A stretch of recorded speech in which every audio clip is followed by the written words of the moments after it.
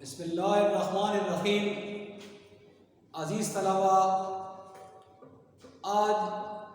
अपने lecture number 7 के साथ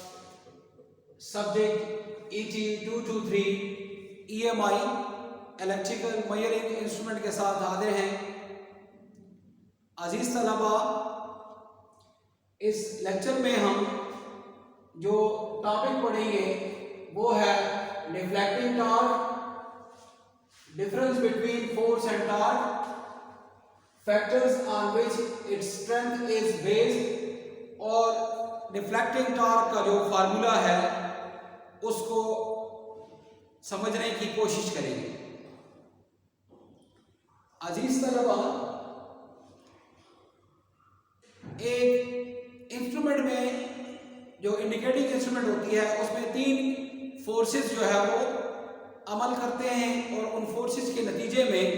जो टॉर्क प्रोड्यूस होता है, पहला डिफ्लेक्टिंग टॉर्क, जिसकी मदद से हम साकिन पॉइंटर को हरकत देते हैं और उसको डिफ्लेक्ट करते हैं फ्रॉम 0 टूवर्ड सम फिगर।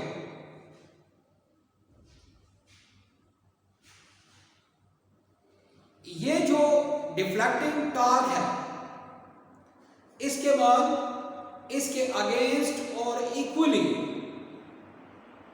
हम एक और टॉर्क और फोर्स पैदा करते हैं जिसको हम कहते हैं कंट्रोलिंग फोर्स और कंट्रोलिंग टॉर्क। उसका मकसद, जब वो सोर्स खत्म हो जाती है तो उस वक्त, या जब आप पीछे से सप्लाई बंद कर देते हैं तो उस वक्त उस इंडिकेटिंग इंस्ट्रूमेंट का जो पॉइंटर है वो डिफ्लेक्शन से, जो किसी हिस्से तक डिफ्लेक्शन कर चुका था, वहां से वापस 0 तक आ जाए। उसके लिए जो फोर्स इस्तेमाल करते हैं वो है कंट्रोलिंग। और उसके बाद दोनों के दरमियान आइसोलेशन को ख़त्म करने के लिए डैम्पिंग टॉर्क हम प्रोड्यूस करते हैं। आज के टॉपिक के मुताबिक डिफ्लेक्टिंग टॉर्क और डिफ्लेक्टिंग टॉर्क को समझना कि डिफ्लेक्टिंग टॉर्क क्या है, वो कैसे पैदा होता है और उसका जो फार्मूला है उसको समझना। डिफ्लेक्टिंग टॉर्क किसी भी इंडिकेटिंग इंस्ट्रूमेंट में पैदा करने के लिए हम कुछ इफेक्ट जो है वो, कुछ असरात जो है वो इस्तेमाल करते हैं, जिनमें से मैग्नेटिक इफेक्ट यानी मकनातीसी ताकत,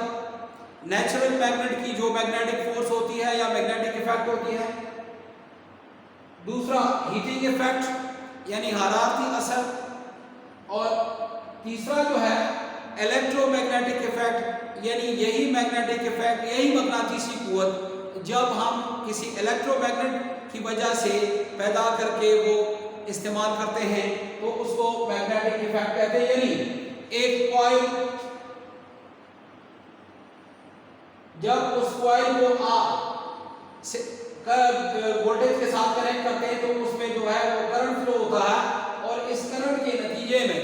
ये जो कॉइल है ये इलेक्ट्रोमैग्नेट बनता है, और ये जो इलेक्ट्रोमैग्नेट है यानी मैग्नेटिक फील्ड पैदा होता है, इसके अंदर अगर आप कोई आयरन कोर रख दें तो वो इलेक्ट्रोमैग्नेट बन जाएगा। इस तरह हम किसी इंडिकेटिंग इंस्ट्रूमेंट में इस मैग्नेटिक इफेक्ट से भी डिफ्लेक्टिंग फोर्स पैदा करते हैं। डियर स्टूडेंट, ये सामने आपका एक PMMC का जो है वो सादा सा डायग्राम बनाया गया है, जिसमें आप 2 परमानेंट मैग्नेट जो है वो देख रहे हैं और एक मूविंग कॉइल यानी MC मूविंग कॉइल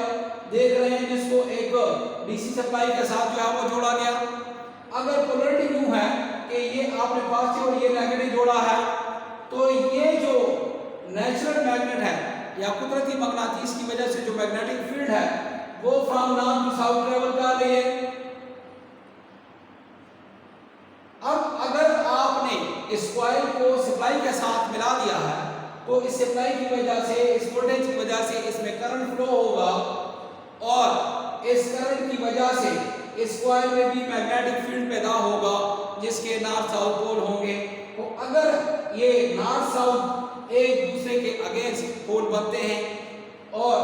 इधर नॉर्थ साउथ यानी ये भी 2 मुखालिफ पोल बनते हैं,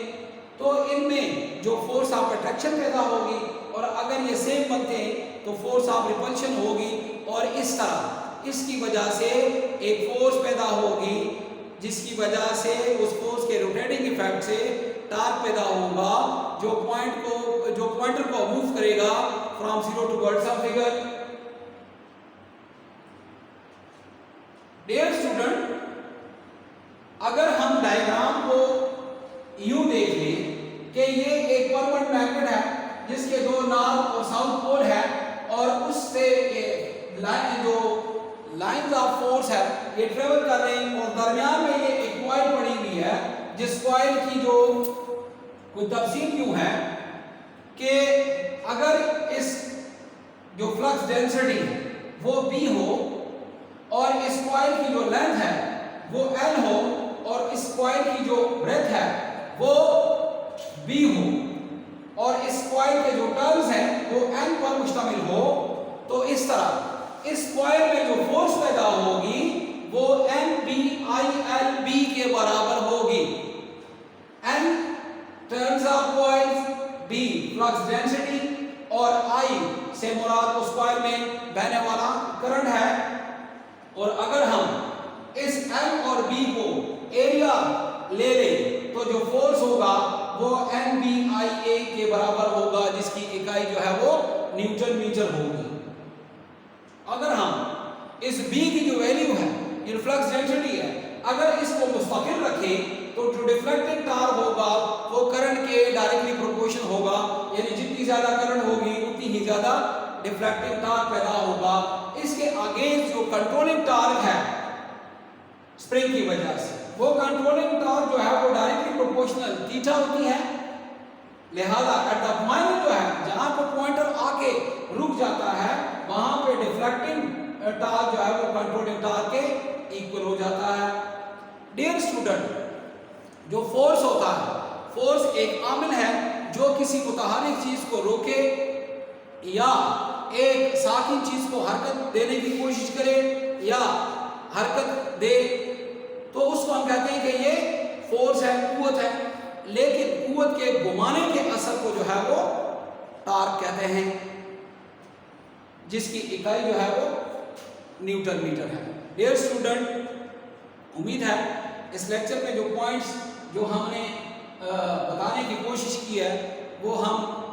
आपको बताने में कामयाब हो गए होंगे। डियर स्टूडेंट, इस लेक्चर के बारे में किसी भी किस्म का कोई सवाल हो या आपकी कोई क्वेरी हो तो आप इनबॉक्स में जो है वो सवाल भेज सकते हैं। इंशाअल्लाह उसका भरपूर जो है वो जवाब दिया जाएगा। वस्सलाम।